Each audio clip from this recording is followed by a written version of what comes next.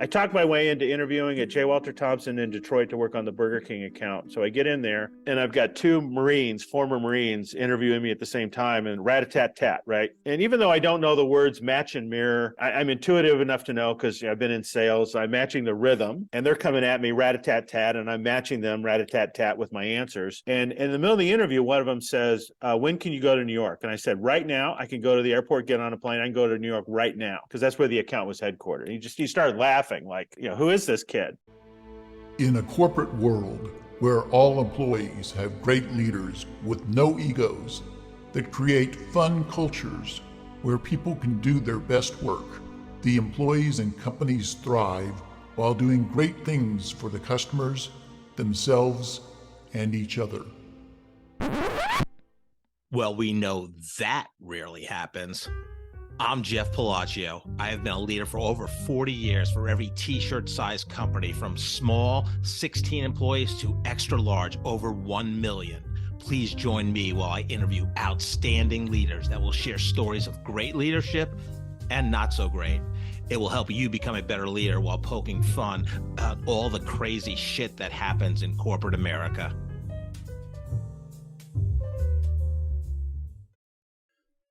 Hi, I'm Joe Deshawn, and welcome to the Corporate Couch with Jeff Palacio.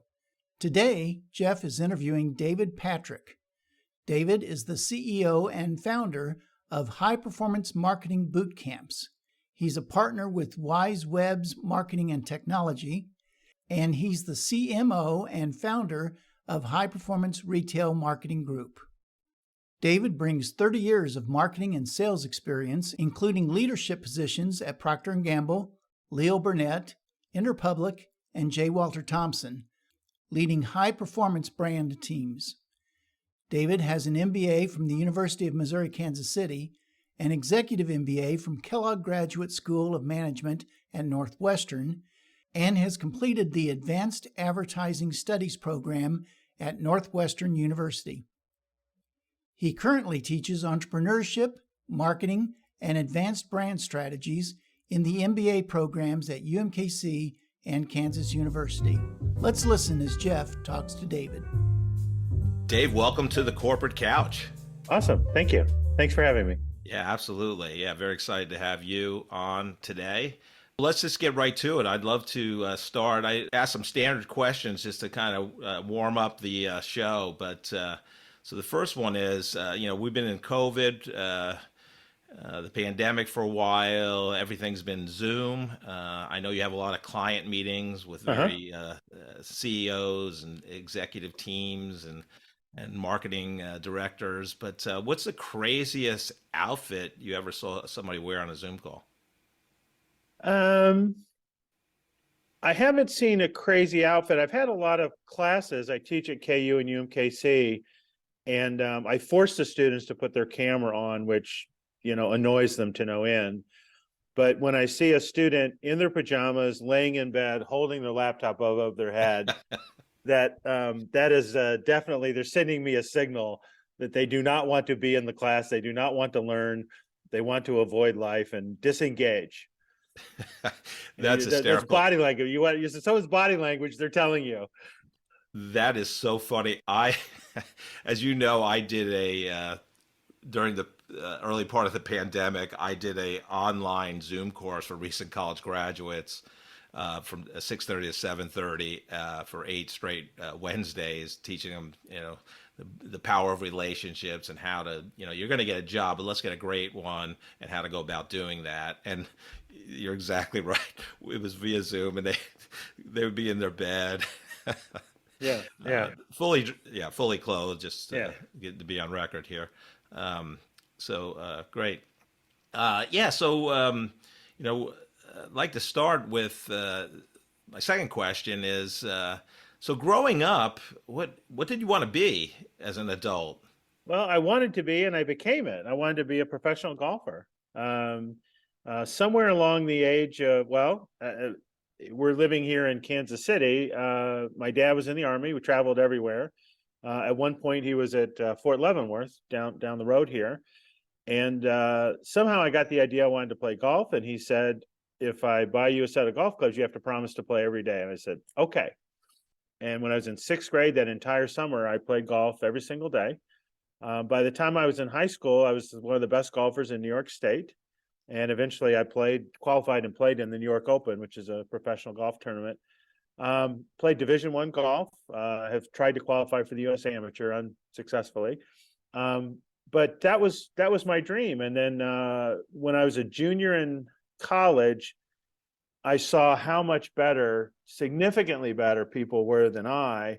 And I was practicing diligently and they weren't practicing at all. And they were 5 strokes better than me. And I just kind of saw my future and never regretted, but I had 3 internships in high school and I started kind of getting into retail and marketing and never looked back. Started my career at Procter Gamble and then just stayed into marketing, retail marketing primarily throughout my career. Yeah, I didn't take up golf till I was in my early 30s. And the reason I did was I was working at Sprint and all these people were leaving Friday afternoon. And I was like, where's everybody going?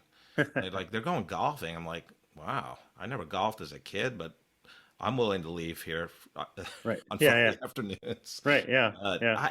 I'm so intrigued by this sport. I mean, I just think there's so many parallels to life, and I've read some great books on golf.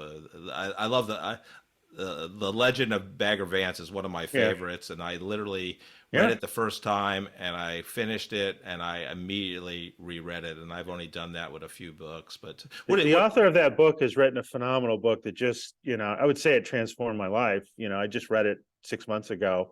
He's written about 30 books, but 2 books he's written recently about his journey to become a writer. He became a writer late in life. But one book I would highly recommend is Move Your Ass Where Your Heart Wants to Be. And it sounds obvious once you read the title, but the book is his journey of overcoming emotional and intellectual and physical and non-physical barriers to becoming a writer. But it's a metaphor for, hey, what do you want to do? Move yourself into that spot and do it. So very inspiring. Let me go back to the golf thing. I'll tell you 2 things that I took away from golf that I can see later on in my life is really significant. So one is when I was in the golf, when I was trying to be successful at golf, I was practicing enormous amounts of hours very diligently, right? It wasn't uncommon for me to hit 300, 400, 500 balls trying to get one shot figured out. That was just really common. So later in life, I have the ability to concentrate and work for extraordinarily long periods of time with high levels of concentration. I think that came from my golf. The second thing is, and not everyone thinks this way, I do it because I learned how to do it playing golf, but I work backwards from the solution. My business partner is very sequential. She, 1, 2, 2, 3, 3, 4. And I work backwards. I'll give you an example. I got on a board and the board was very dysfunctional. And after 2 lousy board meetings, I said to the executive team, the private equity firm that owns us, after spending the day with us, is going to get on the plane. After spending the day with us, what are they going to say to each other? They're either going to say one of 2 things. These guys need help. They can't do it themselves. Or these guys got it. We'll go bother someone else. They had 20 companies to manage. So I told that executive team, let's work back from that conversation. We want them to say, these guys got it. What is the meeting we're going to have all day long that causes that conversation, right? So again, not everyone thinks that way. I got that from golf. I got to get a par on this hole. I'm working back from how am I going to get that par? Yeah, that was Bob Rotella's book, right? Right. Yeah. Golf is not a game of perfect. Yeah. It's a great book. Yeah.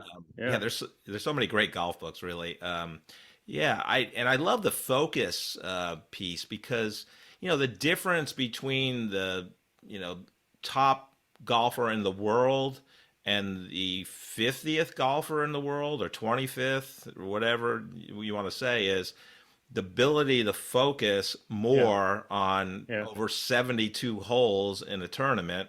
Because they all basically have similar ability. I mean, I mean, I'll tell you a little trick a teaching pro taught me. So I was trying to qualify for the U.S. Amateur, and I needed to find 4 shots. I had to find 4 shots just to be able to qualify. I had to be a scratch golfer. I was a 2-3 handicap at the time.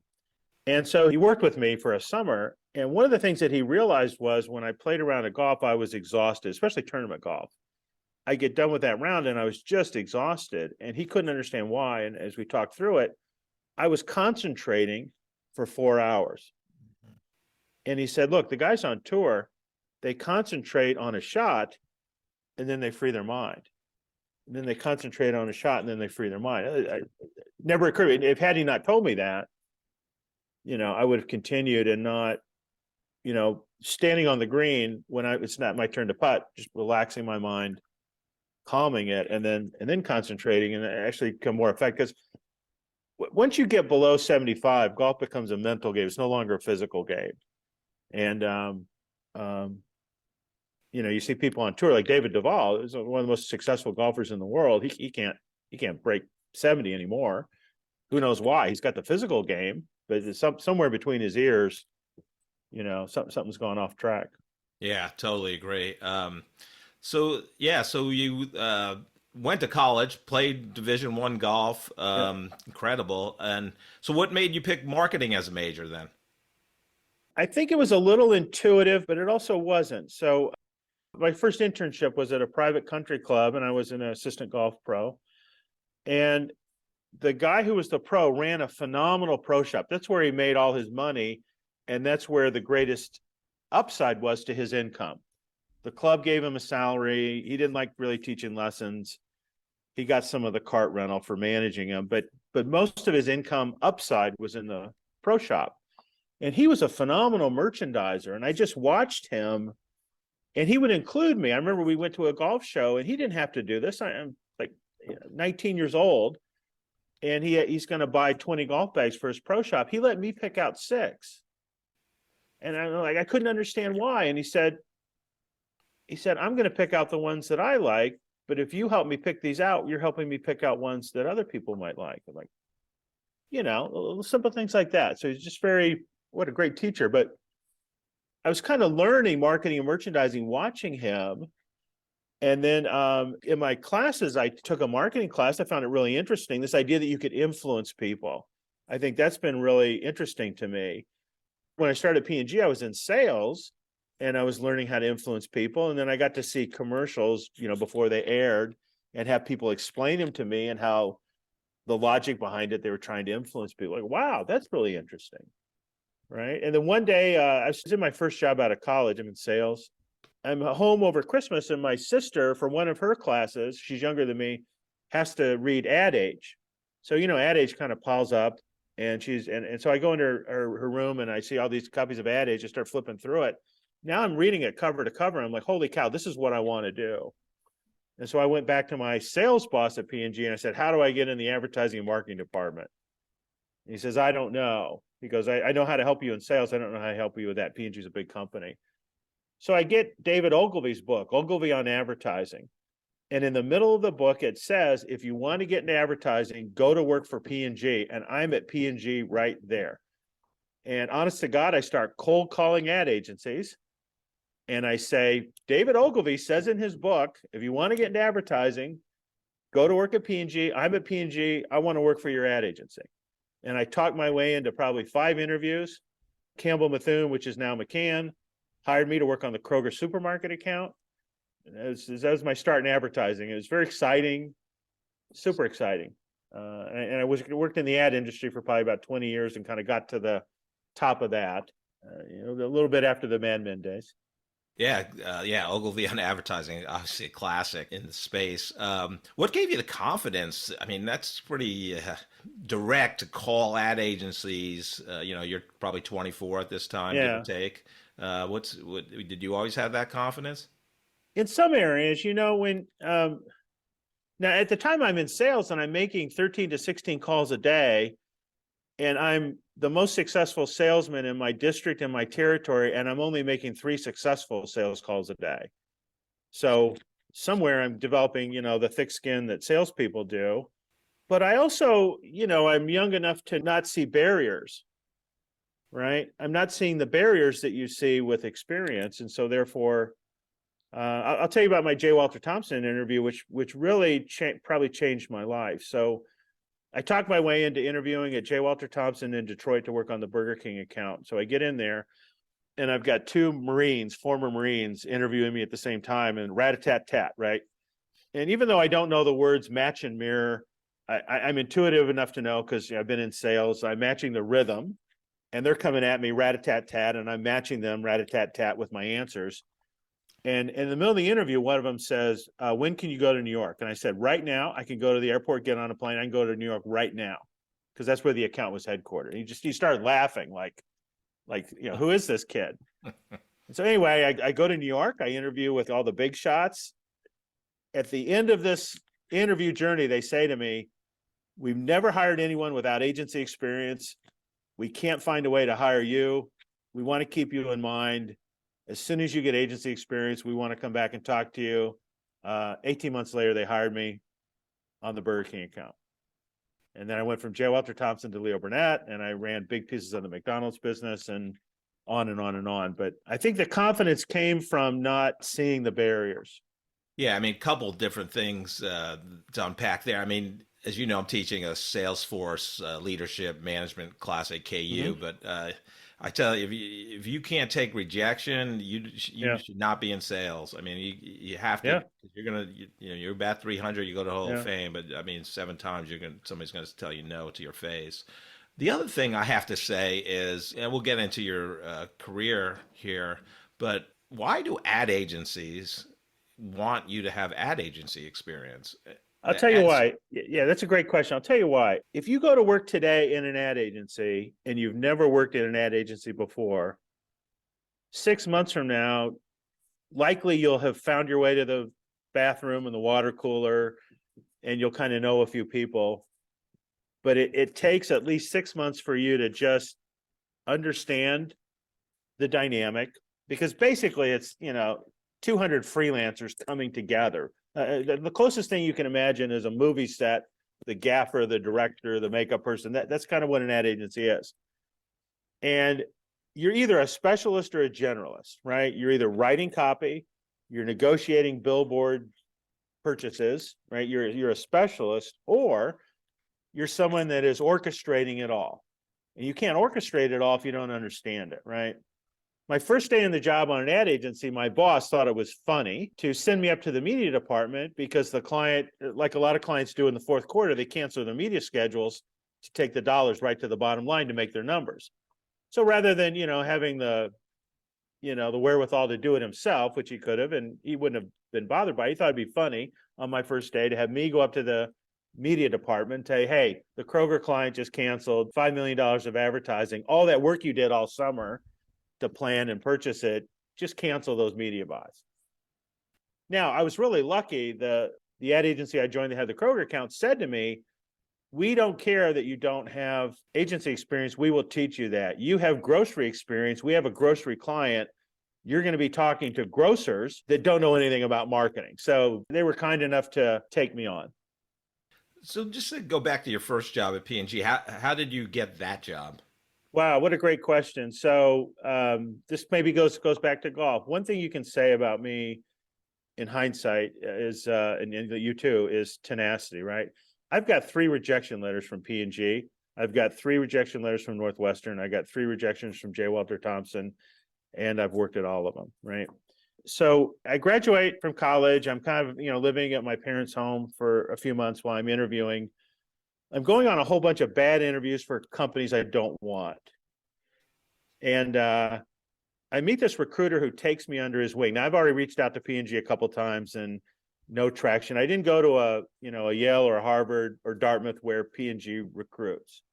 So it's kind of hard for me blindly getting a conversation with them. Meanwhile, I've got an interview at Macy's, which goes incredibly well. Macy's hires 7 people a year into the executive training program. I get one of those spots. I've got it. I'm supposed to start work on Monday. So this recruiter who took a shine to me not only gets me an interview with P&G in Cincinnati the Friday before I'm supposed to start at Macy's on Monday, he prepares me, Here's who you're going to meet with. Here's what they're going to say. Here's the 5 questions they're going to ask you. Let's practice them. He gets me prepared. So I go to Cincinnati. I have great interviews all day long. Again, because I don't know any better. At the end of the day, I look at him, I go, I'd like to go to work for you. I don't know if you want me to work for you, but I'm supposed to start work on Macy's. I gave him my word I would start on Monday. If I start on Monday, I'm not going to stop. I said, if you want me to get work for you, you got to make me an offer today or tomorrow. And they did. Like the next day, I got a FedEx package in the mail. Saturday morning, the offer was $10,000 more than Macy's was offering me. I went to Macy's on Monday and I said, I am so sorry you gave me one of these spots, but P&G gave me an offer over the weekend. It was not only 10,000 more, it was more exciting. I was going to be on the road for 2 years with P&G, right? And just, new assignment. I got to work on the launch of the Crush brand. I worked on 30 new product launches for the first 2 years. So just, I got marketing management 101 orientation in my first 2 years at P&G. And then I went into sales. Wow, I mean, your approach is ballsy, I will say. I mean, it's incredible that at 22 you had that. I interviewed once with GE, and I had lunch with just a hard ass executive, and I'm Italian. I eat every morsel on my plate, and I left 3/4 of my food there because he was just asking me these questions, and I'm just sweating through my dress shirt and my suit. But that's a phenomenal. Yeah, you're the Harry Campbell was a recent guest, and he started his career at P&G, and he was part of the first P&G Walmart team. So he lived in Bentonville, and that's a case study in kind of partnership supplier. There's not 6 hours a day that doesn't go by that I don't use what P&G taught me, and I don't use what I learned. I took a Dale Carnegie course early in my career, and those two things, 6 hours does not go by in any day that I'm not using something I learned in either of those two. So you're at a couple different agencies early on, then you go to Leo Burnett. So that's one of the classic ad agencies of all time, and you spent a lot of I think 14 years there. Yeah. Tell me about that experience. I mean, you go to Hamburger University, you're doing a lot of different things, McDonald's. So it's really interesting. The time I was at Leo Burnett, I kept getting calls from recruiters, and my answer was always the same. They're giving me mountains to climb. I love climbing mountains. I don't know why I would leave because they keep giving me mountains to climb, right? So I got to work on these big accounts, solving big, hard problems. I remember, in hindsight, I see this. I don't see this in the moment. But my first assignment at Leo Burnett is on the McDonald's account. There's 30 people like me, just like me. Now, almost every one of my peers at Leo Burnett started as a trainee and worked their way up. I'm coming in because this is my third agency job. And the person I'm reporting to is giving me the best assignments. Now, I don't know it at the time. Again, I see it in hindsight, but I'm getting the best of the best assignments. I'm working on the National Super Bowl commercials, that sort of thing. I'm working on McDonald's has never solved dinner. I get to try and solve the dinner problem for McDonald's, et cetera. So throughout my career at P&G or at Leo Burnett, I get to work on new business, bringing in big accounts like ToysRUs. I get to go to Denmark and run the McDonald's business in Denmark. I get to help with a whole new team reposition Oldsmobile for the future. There's no longer there, but they were launching 6 new car lines, starting with the Aurora. I got to work on those car line launches, which is so incredible. It takes about 10 years to bring a car to market. To be able to do the marketing to launch those cars is just so incredible. So I got to do that. And the thing that was fascinating both at P&G, J Walter Thompson, Leo Burnett, there's not one moment I was there that I wasn't terrified that I didn't have the intellectual chops of my peer group or the people above me. At each of those places, the currency was you had to be a strategic thinker. And you had to prove to your management team, you could get the ads out the door, you could make the trains run on time. But if you weren't contributing intellectually, you weren't going to move forward in your career. And so not only was I a sponge, but like you, I'm reading everything I can get my hands on. I'm learning. I'm trying to make sure I couldn't do this obviously day 1 or 2 or whatever, but I'm trying to make sure that any meeting I'm going into, client meeting, senior management meeting, I'm adding value to that conversation, significant value, right? And then all of a sudden I get at somewhere, I have kind of a jerk boss that gives me basically a philosophy later on, but I come to him, I say, I think I'm ready for a promotion. Here's what I've done. He said to me, Dave, I don't have the McDonald's client calling me, telling me they're going to move the business if you're not on the account. I'm like, holy cow, right? Then he says, you want to get promoted, you need to be invaluable to the client. You need to be invaluable to the agency. You need to make significant contributions to the agency that outlast you. So now I start doing that. And now I move from, every agency is a pyramid with a wide base. So now I start moving from the base to the top. I get invited into a partnership, right? It's a private company. Now I'm a partner, and there's only, 60 partners in, it's a worldwide company. So I kind of find my way because I've got really demanding bosses that are teaching me, that not always in the kind way, but they're teaching me, hey, you need to be over here, right? And, to this day, I host these lunches every month because of my experiences there, where I'm surrounded by really smart people I'm learning from. How do I gather that intellectual rigor around me all the time so that I'm getting to a better place intellectually? So tell me more about, you think, most, I'm going to say you were in your 20s at Leo Burnett, maybe late 20s, but most 20-year-olds are not strategic?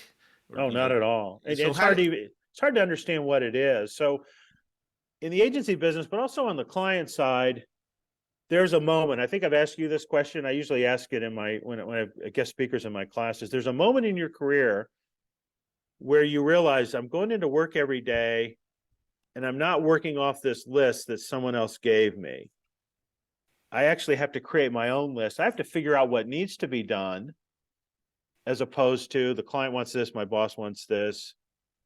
And then all of a sudden, now you're becoming a strategic thinker. Now, you may not have the ability to get your business, your team, the client to where they need to be. That's a higher order skill. But just the fact that your brain is, they call it opportunity cost. Your brain is figuring out in the morning, here's what I need to do, as opposed to here's what people have given me and I got to get it done.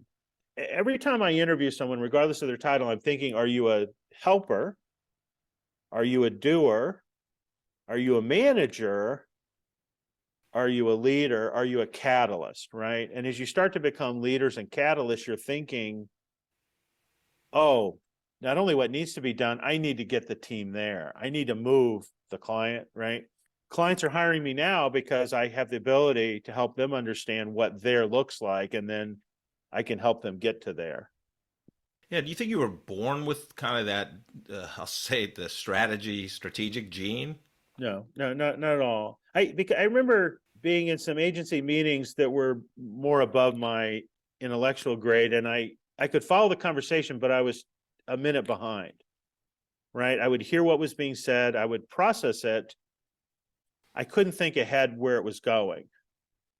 So I had to learn it, right? And I did. Like right now, if I'm in a meeting, I know where the meeting's going to go in 5 minutes. And in fact, I see the chessboard. In fact, I'm going to move the meeting there. And I'm listening to what people are saying. I'm processing it in real time. I'm processing what needs to happen in order for it, right, to get there, right? So I am there now, but when I'm starting, I'm listening, I'm learning, I'm catching up. And that's one of the things that's so horrible, I think, about COVID and all this online stuff with people not working in an office. You can't watch people and listen and learn. You're kind of participating, but it's transactional, right? Think about all you learned in your 20s and 30s by just watching people in meetings and listening and understanding, right? All that's being missed right now, I think. Yeah, that's a great point. Again, you're working at one of the best ad agencies in the world, and you're there 14 years. At what point did you officially have people under you when you first became a leader? What were you doing at that point? The minute I got into advertising, I had people under me because I was running teams. And so I had to learn how to be a boss and not a terrible boss, and a boss that gives clear direction. And I had to learn all that, right? And I had, like you, I had bad bosses and good bosses that I could learn from. But there was a time when I was running with a couple other people. I was running the Oldsmobile account. We probably had 200 people on it. McDonald's, was a huge account. ToysRUs, huge account. So at that point, you're, like Jim Collins, the book Good to Great is kind of referring, you're trying to figure out who's on your team. You're trying to get the right team members that can do the things that you want to do. They're aligned with what the client needs, what you need. You're in harmony.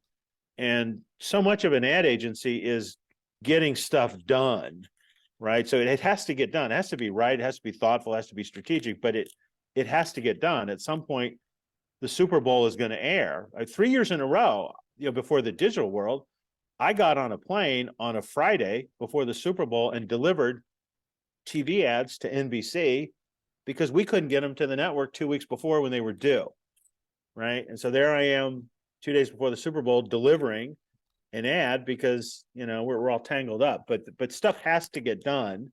And that's one of the cool things you learn in an ad agency is just tremendous sense of urgency. The day doesn't stop at 5, what's it going to take? And even simple things, right? Like I had a client that worked out of New Jersey. He went into meetings starting at, he got to the office at 7, which was 6 my time. He started in meetings at 8. He didn't get out of meetings until 4, and then he went home. So if I was going to have a conversation with my client to move the business forward, I had to be on a phone call with him at 6 in the morning or I couldn't get to him, right? So you do it, right? You just do it. That's what you do. You talked about, great bosses and bad ones. What you can use a name, but what were the characteristics of the worst boss you ever had? The worst boss I ever had was mean and smart.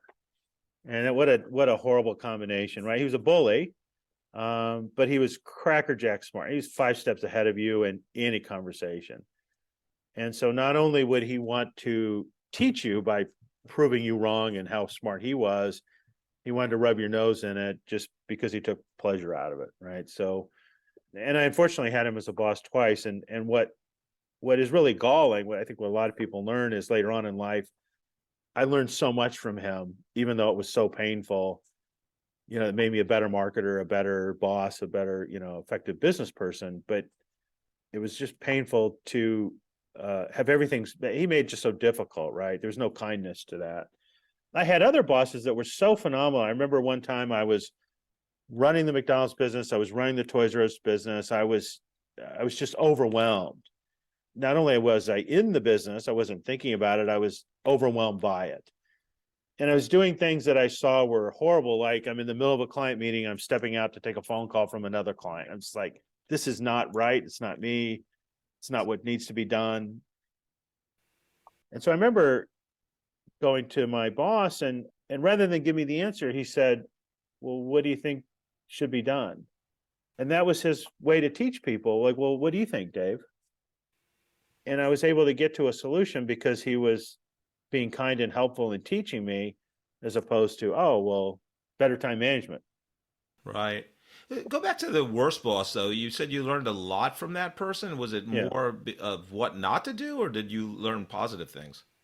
No, a lot of positive things. I mean, he had phrases that he would say all the time, like everything's a math problem, right? So until he said that, I didn't think marketing was a math problem. Everything is a math problem. I teach that in my classes now.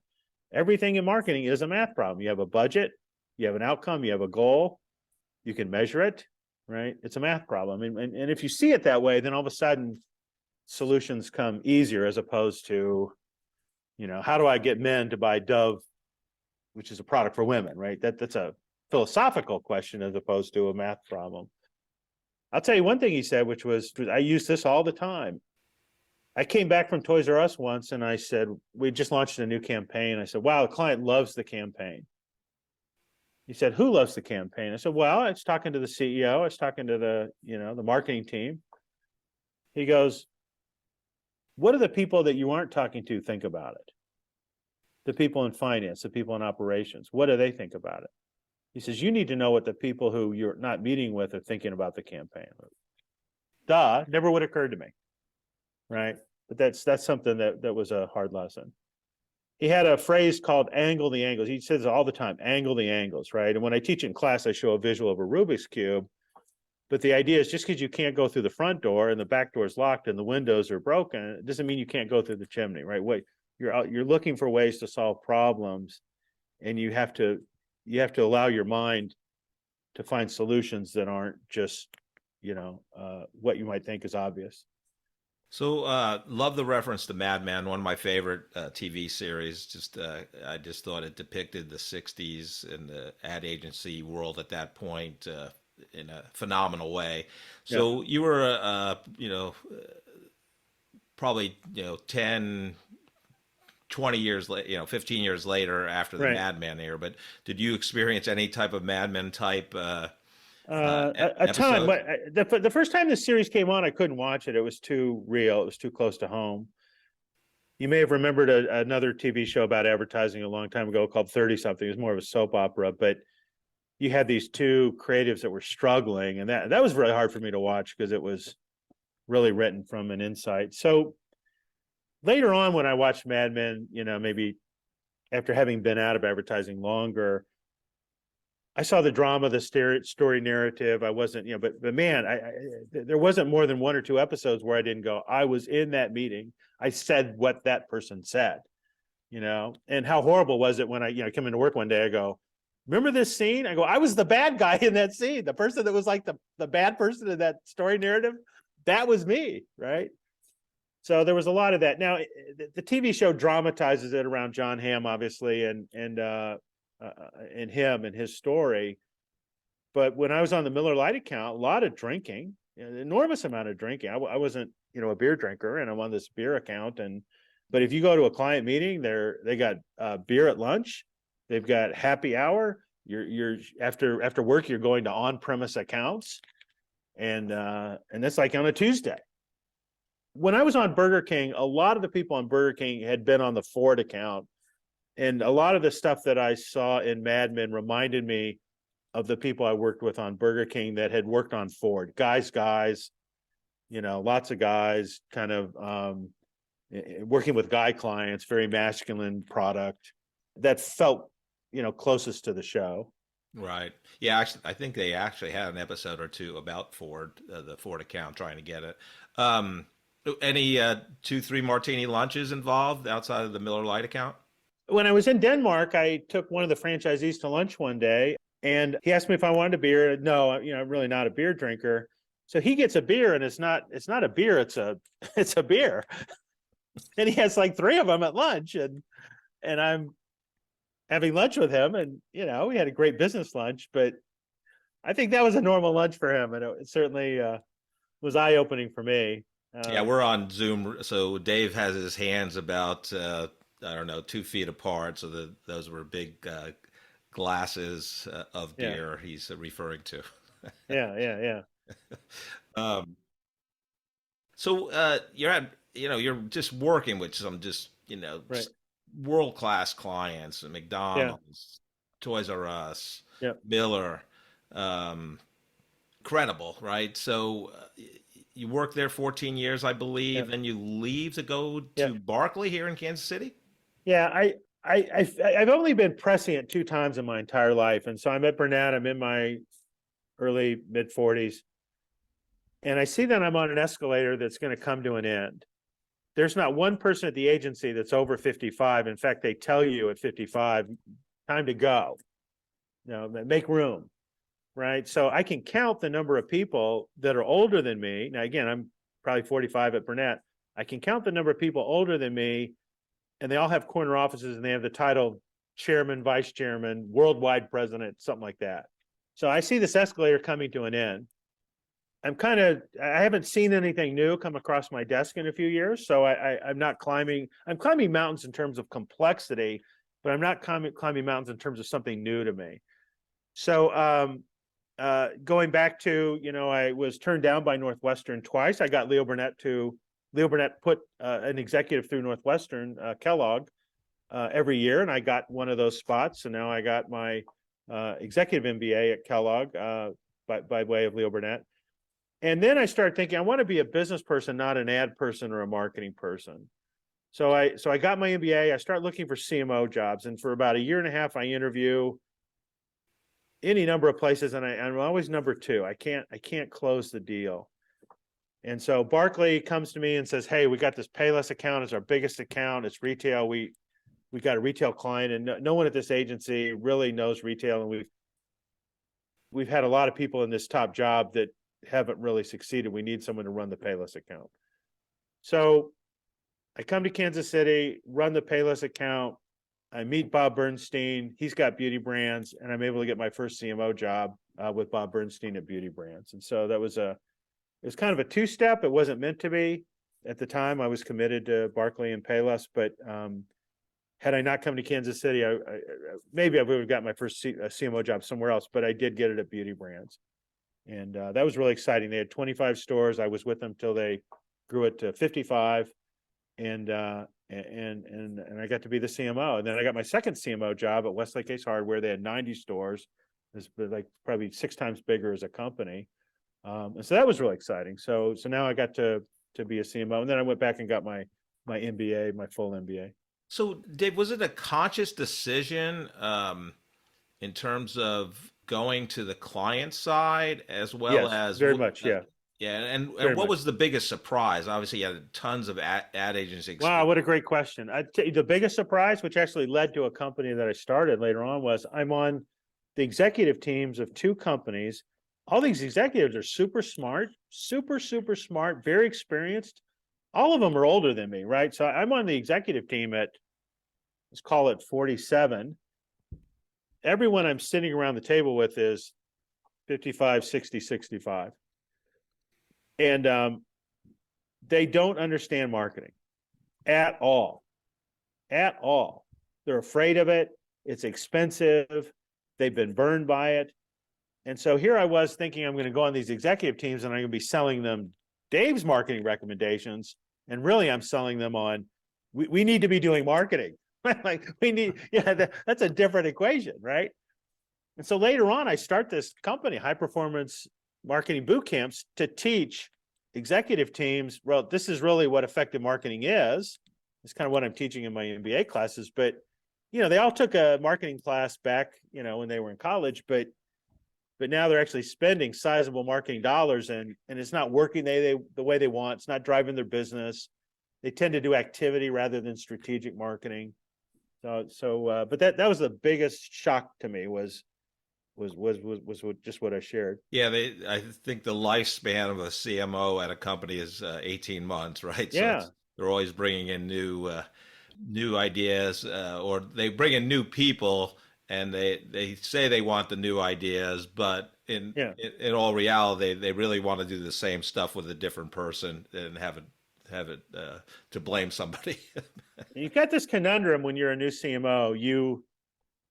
During the interview process, they get really excited because they think you're the person that's going to come in and really make it happen. You're the person. You've got the magic wand. We want you. Mr. Magic marketing guy, we want you. That's the interview process.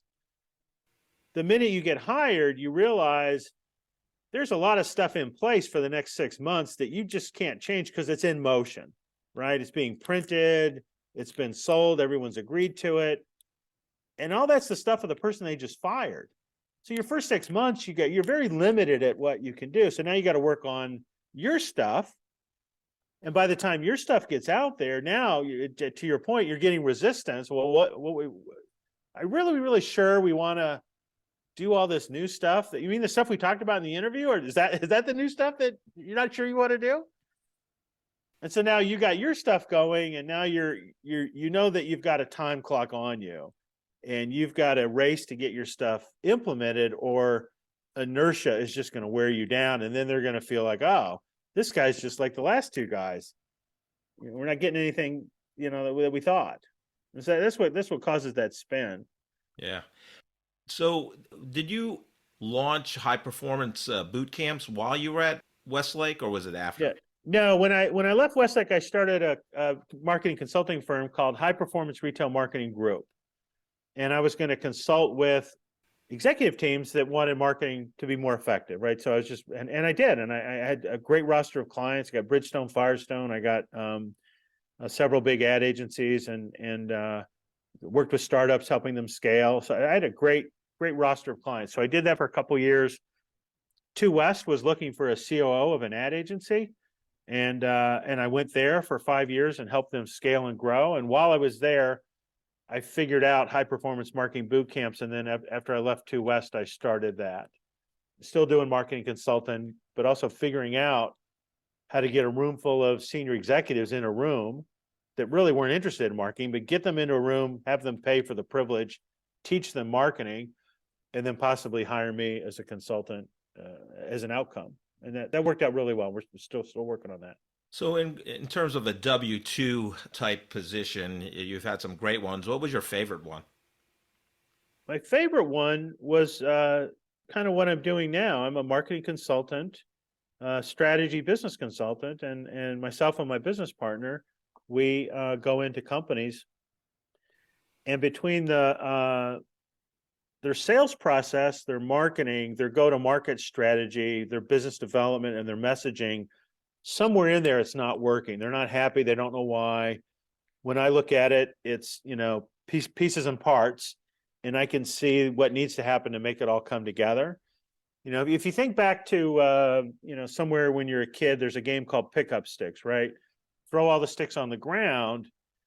And if you're a CEO and you're not really familiar with marketing and you're looking at your sales, marketing, biz dev, go-to-market stuff, it looks like pickup sticks that aren't organized. That's how it looks like. That's how it feels, but they don't know what to do about it, right? And I can organize the reds, the greens, the purples, I can organize it together, but I can also align it in such a way that now there's a purpose and a strategy behind it. Now it can drive your business as opposed to just, and you've worked, because you've been in sales, you've worked at sales organizations where every salesman gets up in the morning and they just go on their own, figure out what to say, right? And that's very different than having a brand strategy, a messaging strategy, taking knowledge from current clients, putting it into future business presentations, and having a purposeful way to get and close business, right? That's the difference, right? It's catch as catch can, serendipity.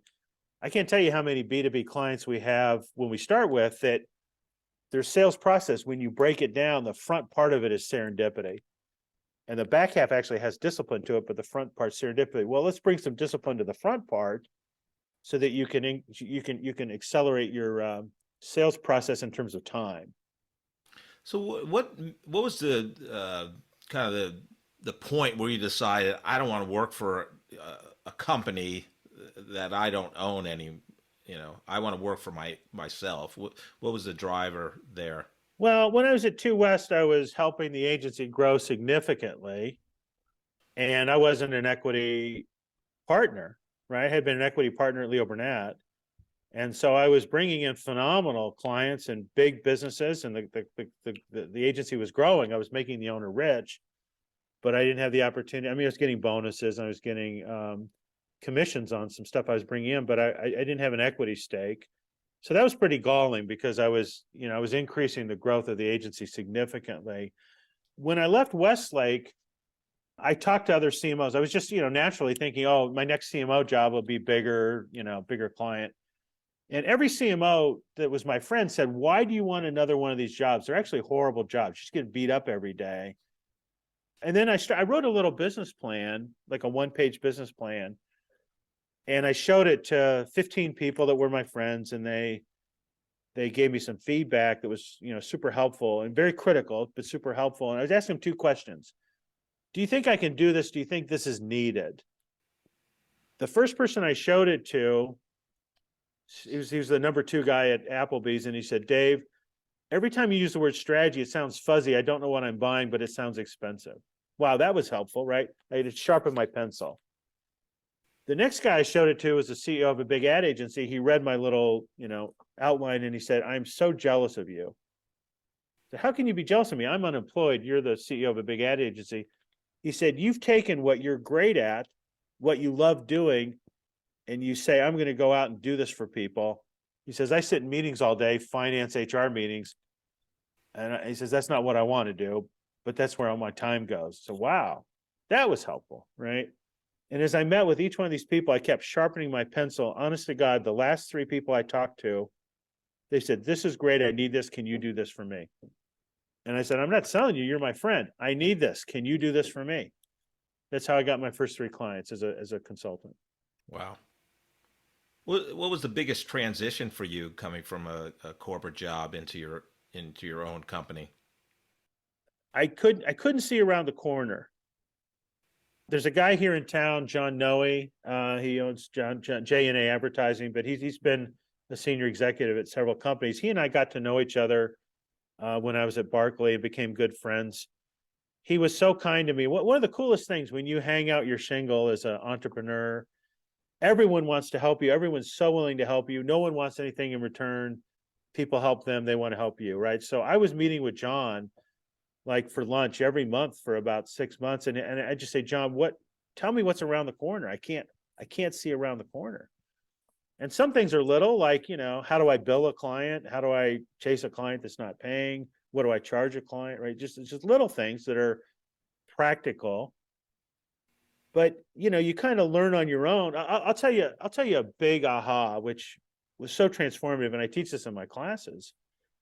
So a very good friend of mine introduces me to a friend of his who's a marketing consultant. And we sit down for breakfast and she says to me, I love being a consultant. I hate doing biz dev. I'm not good at doing biz dev. And I know that I don't know that I'm going to be good at biz dev, but I'm not afraid of it because, that's what I've been doing in ad agencies and when I was in sales. So she says to me, if you happen to get more clients than you need help on, I'd like to help you work on it. Wow, what a lucky guy I would be, right? I'm just starting my company. So we're having that conversation basically in February. By May, I've got 3 clients. I've got 2 more on the way. I'm overwhelmed. And if you're a consultant, you've got capacity issues. She starts helping me. And then I realize, and I tell this to other, consultants or people that want to, you got to get clients. If you can't get clients, you don't have a business. You can't be an unemployed entrepreneur, right? So I became like exceptionally good at getting clients, and I knew and developed sales processes. I knew the rhythm of it. For example, right now, if I'm not doing biz dev today, February 2nd, I'm not going to have a client in May. It takes 6 weeks at the earliest for me to get a check. If I meet you today, everything goes great. So I learned, okay, there's an arc to this thing. I figure out the timing. Hard to meet people in August, hard to meet people in December, right? You kind of figure out these pieces. But so anyway, this person I ended up partnering with, she was just so helpful to me in terms of just work capacity. But I really understood there's 2 parts. There's getting clients, and that's a different skill than doing the work. Yeah, 100%. I think that's the biggest aha for a lot of people that quit corporate America, and they had a nice W-2 check, the annual bonus, the perks, and then you're like, oh, now you're on your own. You got to find your own work and clients, and it's a process, and it's a daily process. And we've talked about the book Fanatical Prospecting by Jed Blount. It's it's unbelievable in terms of a friend of mine, Ray Rucker, also wrote a more tactical book where he actually has email templates. It's how to get to first base in sales. It's another great book by a local author. So in terms of your clients today, tell the audience about who you targeted. Is it CMOs or what? Who do you want to talk to first? So all my clients are CEOs. If I go in through the CMO door, I might get an assignment, but it won't be with the executive team. It'll be for the CMO, helping the CMO solve a problem. But if you look at like the last 3, 4, 5 years, all of our clients are CEOs. They're CEOs that generally come to us with a specific question, issue, problem. But as we dig into their business, we really find out sales, marketing, biz dev, go-to-market, messaging isn't aligned to a purposeful strategy. It's not driving the business. It's not creating growth, right? And marketing is supposed to create growth. It's not supposed to just like do stuff. It's supposed to create growth. And so what we do is in a very disciplined way, we analyze the business, we uncover issues and opportunities, we develop a strategic plan, all the while we're getting concurrence, and then we're developing an action plan that implements. It's very hard for companies once they even have a strategic plan to get it off the page into implementation. So we help them with that. So I'll just give you a few examples of things we've done. So we had a restaurant chain come to us, and the CEO said, my heaviest users, my most frequent users are coming less. I need to understand why. So that was really a critical piece of their business, right? Because they drive all the profit. So we were able to understand that, figure that out, and provide an action plan. And they're still a client, 6 years later. We had a client this past year that was phenomenally successful at B2C, but they hadn't really developed a B2B strategy, even though every time they got a B2B client, it was a multiplier. They would get multiple assignments out of it. They just hadn't figured out that. We've had 2 or 3 tech companies that they're all B2B, and they're selling really expensive tech solutions to large clients, but they don't have a very disciplined sequential sales and marketing process. It's too heavy on Joe knows Bob, and Joe's only good as the people he knows. But even when Joe starts conversations, it isn't moving people forward. It's just conversation, right? And so we're able to add to that. We've had clients that had to go into new sales channels that they weren't familiar with, but they needed to go there. Help them think through that. We had a very big, large retailer in town that the category was moving into new product areas, and this person wasn't sure that they wanted to or needed to, and it was a huge investment. And so they came to us and they said, can you help us understand to make a better decision? And we were able to do that. We understood the category, the company, the competition. We do a lot of proprietary research. And again, we're getting to not only a strategy, but an implementation plan that moves it forward. A lot of times the value proposition is phenomenal of the company, but the potential isn't being unleashed. The way we talk about ourselves is we create new growth, levels of growth, new growth curves, because we're really kind of taking that value proposition and finding and unlocking the potential of it is really what we do effectively. So, unless you were the CMO and became the CEO, right? Why do you think most CEOs with a non-marketing background have trouble grasping it?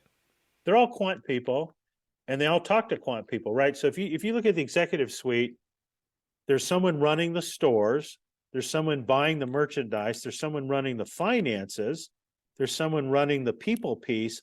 All of those are quantitatively measured. Then here comes the marketing guy, oftentimes talking about the brand and awareness, and it gets a little fuzzy. And the CEO says, wait a minute, I gave you a $7 million budget last year. You're asking me for a $10 million budget. Is that extra $3 million that I'm actually taking out of EBITDA? I'm taking it right out of EBITDA, and I'm going to give it to you. What am I going to get for that extra $3 million? It gets fuzzy, right? And the CEOs, have just had a long history of disappointment. How come our website isn't delivering more customers to us? How come our phone's not ringing? How come, we wanted to get into the plant business, seasonal plants, and we haven't really built demand for that. How come, so they just get really frustrated. They want marketing. It doesn't act like this anyway, just because they want it, but they want kind of a one-to-one correlation, right? Because they have that in other parts of their business.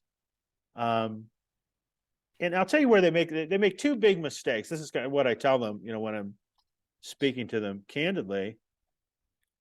First of all, they don't understand the role of marketing, right? There's only 2 jobs of marketing at any company. One is get the ads out the door, right? We've got to get the ads out the door today. Where's our Facebook campaign? Where's the direct mail pieces that are going out, right? There's a big production unit that's getting ads out the door on any company. And that's what the CEO sees. Oftentimes the piece that's neglected is, where are we going? Right? That piece isn't getting done. Where are we going with our messaging, our marketing, our demand creation? The second thing they all fall down on pretty consistently is they underhire. If I need a director, I'm going to hire a manager. If I need a VP, I'm going to hire a director. If I need a CMO, I'm going to hire a director. Or see, a CMO, I'm going to hire a director. And so what happens is if you hire two junior people, then the junior person goes into the CEO's office and says, what do you want to do with the marketing? And the CEO goes, well, what do you want to do? And they both look at each other and they don't know how to answer that question because there's no one in the room that can answer. So therefore, what are we going to do? What needs to be done? Right. And so they end up with a lot of activity. Oh, well, why don't we do a punch card? I see our competition's doing that. Or our competition's on TikTok. We should be there too. Yeah, I think part of it is, and since you got your executive MBA from Northwestern, the great Phil Kotler Right. quote about marketing. He said, marketing takes a day to learn, but a lifetime to master. Yeah. And I think when I was at Sprint PCS, when we were a startup, I was employee 55 there. We're trying to decide, what color the box is going to be where we put our phones. And it was between red and black. And we're in a room with, I don't know, 25 people, the CMO, the chief network officer, the VP of HR, whatever. I mean, all these people, and the head of the network is saying, oh, I don't know, I like the red box, but like whatever, like, because everybody thinks they know because they consume, products and they watch commercials and they think they know, but it's always an interesting dynamic. Yeah. Oh yeah. Yeah. Yep. Dave, how could people get a hold of you if they're interested in your services? If you go on LinkedIn, you can find me, David Patrick. You can also connect me through WiseWebs. I'm a partner with Terry Jordan. She's the CEO and founder of WiseWebs. It's a marketing and technology company. And even though the name would indicate, as we do, a lot of technology for clients, website builds and platform builds and proprietary technology, we together primarily about 80% of our business is strategic thinking and helping clients solve sales marketing.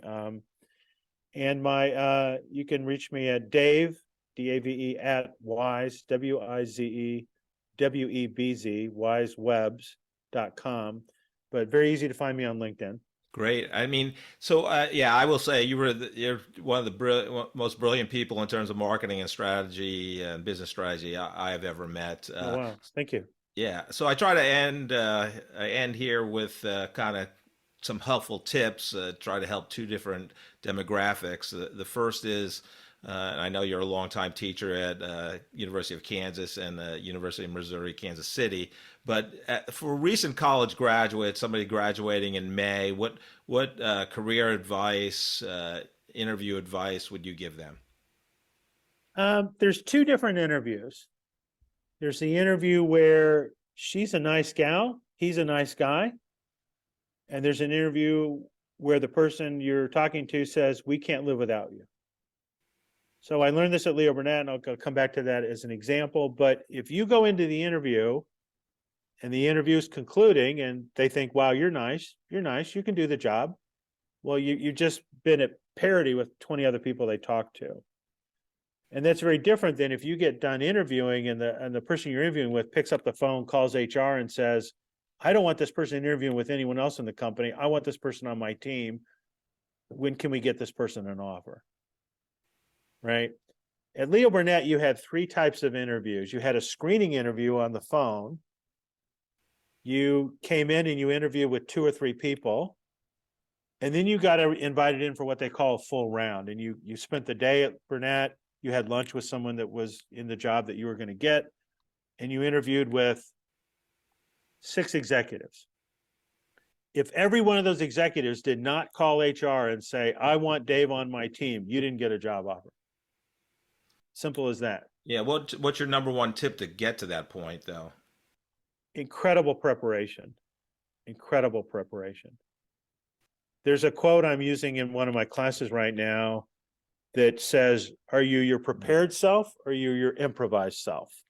Right? So there's a lot of times in the world where you're your improvised self, but then your prepared self, right? And that means understanding, right? Here's a great thing with networking, right? And I've used this obviously. So I'm going to interview for a job at XYZ Corporation, and I'm going to interview with Bob. I can use my network to find out people that used to work for Bob, used to work with Bob. They can tell me all about Bob. They can tell me about the company. They can tell me whether or not I want to work there. They can tell me what the issues, the opportunities are. They can tell me if I'm going to be a good fit. They can tell me about the culture. I go into that interview, now I'm enormously prepared, as opposed to I'm only learning about Bob through the questions he's asking me. Yeah, no, I love that advice, and that's where building relationships and LinkedIn is so critical. The next group, and we'll end with this. You're recently appointed, promoted to a manager. You're an individual contributor, and now you're a leader, or at least on paper in the org chart. What advice on leadership would you have to that person? So I think there's 2 or 3 pieces. One is, Stephen Covey has this habit called first seek to understand, then be understood. So if you're meeting a new team, understanding that team, who's on the team, what can they tell you, what can you learn from them, genuinely in a kind and caring way, trying to understand the value that each person has, right? When I joined this 2 West agency, I had a whiteboard in my office and I sketched out basically the journey of making an ad from client to production, right? So there's like 20 steps. And everyone that came in my office, I said, tell me where you fit on this journey and how you add value. Right now, I'm trying to understand their job. I'm trying to understand their perspective, how they see their job, but I'm also learning about the agency in that way. But really the first, step 1 is listen, learn, meet everyone, meet all your clients, meet people above and below you, learn how decisions get made in the company, right? They're different at each company. And then at some point you have to figure out, so therefore what do you envision needs to be done? And then you need to make sure that everyone understands where you're going to go.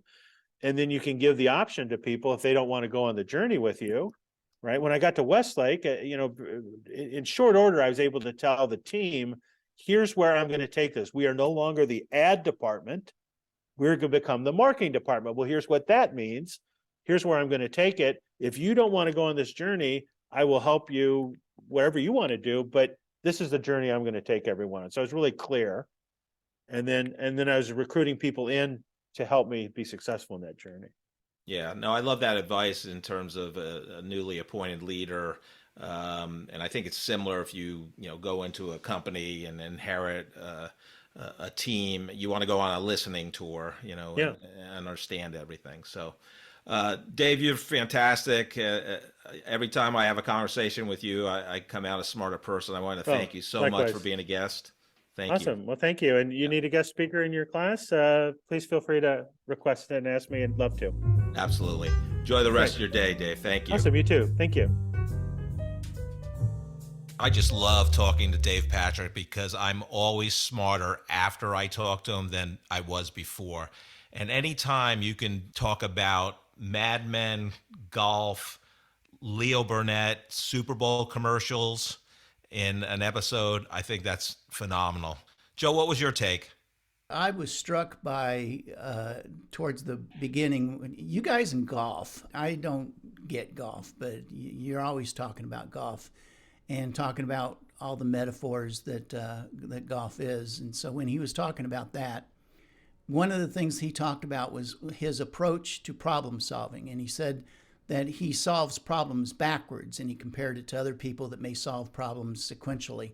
So he said, I always position myself so that I'm thinking of the solution to the problem first, and then I work backwards to solve it, to say, what will it take for us to get to that solution?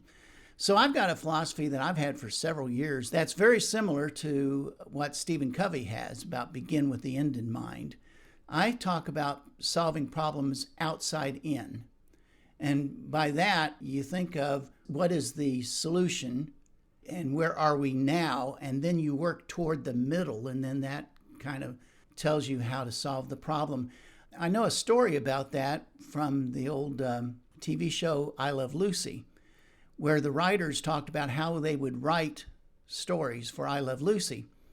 And if you take the famous episode where Lucy and Ethel were stomping grapes to make wine, and stomping grapes in a big vat with their bare feet, And the way that they wrote that episode was the writers would first of all say, wouldn't it be funny if we put Lucy and Ethel together in a great big vat of grapes, stomping the grapes into wine with their bare feet? And they think about how funny that would be and the slapstick that could be derived from that and everything.